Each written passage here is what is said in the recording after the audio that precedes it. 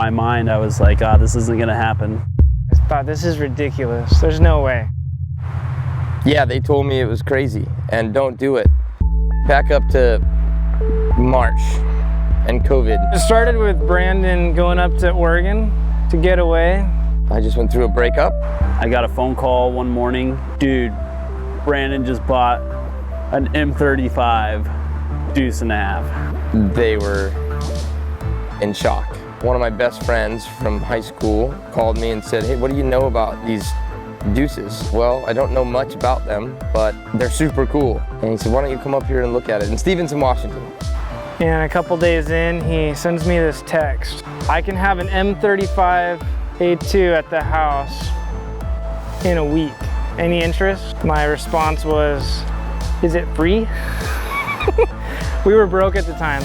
Our media company was not doing so well. COVID had just kind of wrecked everything. And we took it on a test drive, and instantly I fell in love. And the first video he sent me, I thought, this thing looks like crap.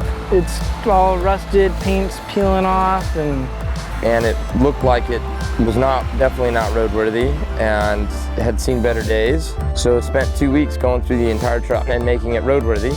The day came where I called Steve and said, pack your bags, you're coming up to Stevenson, Washington. And I was like, all right. By the time we got up there, it looked like a completely different truck. Saw how cool this thing was. I just envisioned it just being like not built. Like I just, was expecting it to stay in the same shape.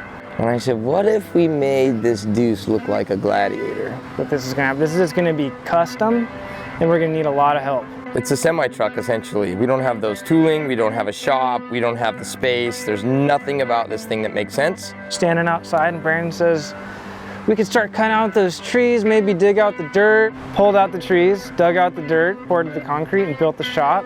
It is happening. It's so surreal to see. The shop is built.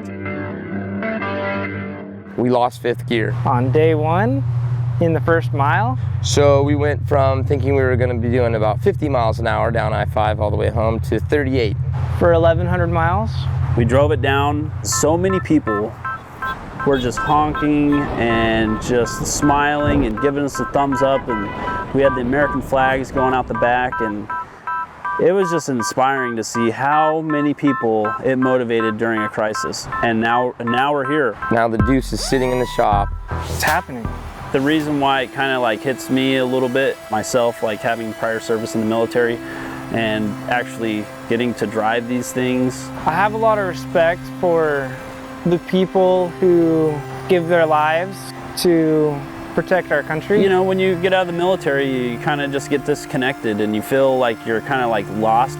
Rebuilding this truck is like a rebirth that a lot of the veterans have to go through. I feel like a sense of purpose, like, I don't feel as lost as I used to be.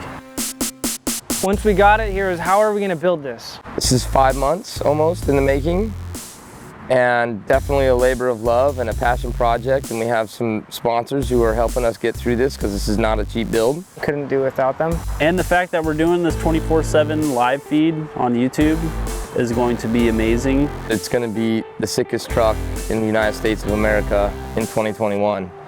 And we'll be unveiling it at Easter Jeep Safari next year. So to unveil it at Easter Jeep Safari.